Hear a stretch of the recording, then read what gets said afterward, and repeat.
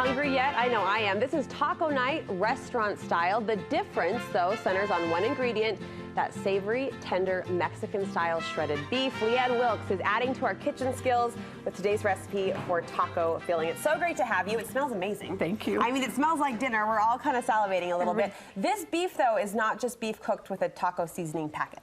No. But what we're going to do is we're using a pot roast or a chuck roast, a nice inexpensive cut of meat that the Instant Pot turns into a real tender piece of meat. And so what I've done is I've added some chili powder and some salt to it first. Okay. And then one of the beauties, one of my favorite features of the Instant Pot is you can saute right in the Instant Pot. You don't have to do it on the oven and put it into your slow cooker, whatever you're using. You can do it right here. Okay. There's a saute feature. So we're gonna add, I've got some olive oil in here heating up, and we're just gonna add the meat in there. I'm gonna make an unpopular confession here. I don't have an Instant Pot yet. I think I'm the only woman on the face of the planet that doesn't. And have one. Well, I had one for 6 months before I used it. Oh, really? I was scared of it. Yeah, literally. You're staring at the box, having a little showdown. It sat in the corner, and I thought, someday I'll get it out. Someday I'll use it. You love it? You know, I do. I love it, but I also love my slow cooker, too. Yeah. And I think they have two different purposes. But I think everybody should have an Instant Pot. All right. So we're sauteing here, and that's a setting just on the front end. It is. It's a saute right on there, and it works great for browning the meat before, or sometimes when you use an Instant Pot, there's a lot of liquid kind of involved because it's steam.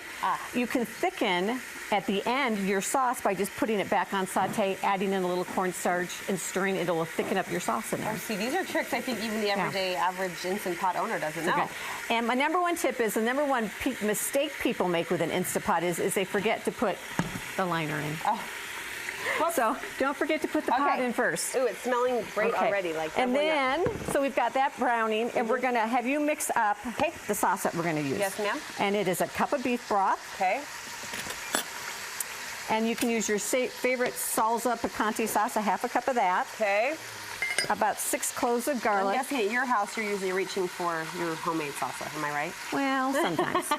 Then we have Mexican oregano. Okay. And a little cumin. Okay. Let's spice it up. And then we're also, while this meat is sauteing, we're gonna add some onion in.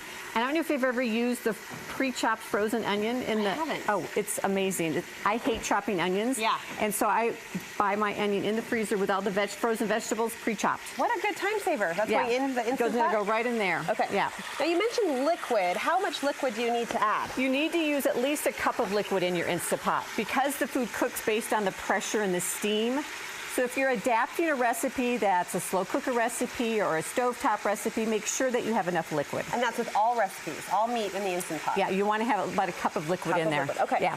And then we're going to add some tomato paste. This is another thing I love. Have you ever bought tomato paste like this? I have, yeah. Because I usually open a can, use about 2 tablespoons, and then throw the rest away. It either sits in your fridge until it needs to be thrown away, or how much? 2 tablespoons. Okay. If I get to dump it in, I will do the honors. Or else I just go like that. You know, when you're Leigh Anne Wilkes, you can just estimate and throw things in as you go. So, okay. And we're going to stir that up. Are you doing tacos a lot at your house? We love tacos. Yeah. It's, you know, one of my two favorite foods, tacos and pizza. Pizza. Check. It's an easy go-to, I think, for dinner time. It is. Okay, so why don't you just stir that meat around a little bit. Okay. So once it's browned. So we're kind of turning it around, getting all the sides. Yeah, and what the browning does, it kind of enhances the flavor, it intensifies the flavor of your meat. If you're in a real hurry and you don't have time to brown it, it'll still work. Yeah. So. How long does it usually take to completely brown it? A couple minutes. Okay. And if it's not totally brown, that's okay. We're going to just throw the sauce in over the top of it. Here it comes.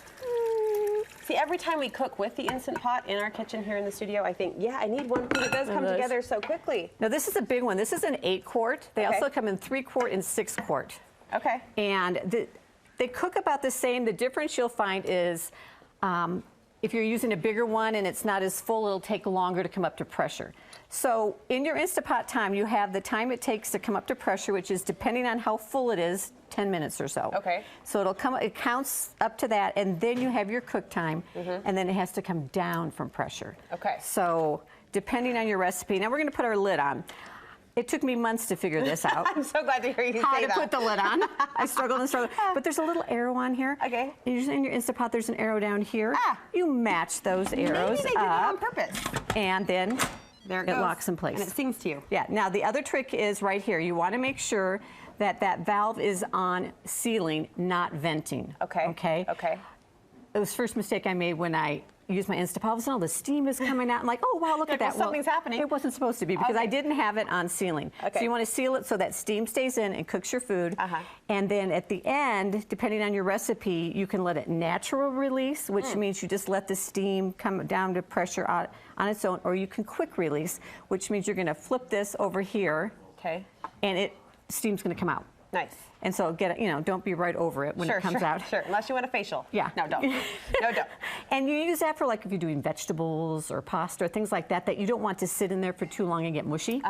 So, but for the meat, we're going to use a natural release. Okay. This is going to cook for we're going to put it on the meat stew setting. Okay. It's going to cook for about 35 minutes. Amazing. And then it'll let it natural release and you You're got dinner. ready to shred in 30 minutes. Shred it. You'll have a little extra liquid I usually will drain off at the end, and then it's ready to put into tacos, the burritos. Okay, now, whatever. almost out of time, but part of, I think, the appeal to this recipe in particular, too, are the fun toppings that you've added to it to give it that street taco flair. What did you We've got some red onion and some cilantro and a squeeze of lime. Okay, Leigh Anne, thank you. She's been so gracious to share this recipe with us on our website, but we'd also encourage you to look at her beautiful book, Holiday Slow Cooker, many great recipes that apply to all times of year, right? And there's a whole Cinco de Mayo chapter in there. Perfect timing for that. Where do we get our hands on your book? On Amazon. All right, Leigh Anne, thank you. Thank you so much.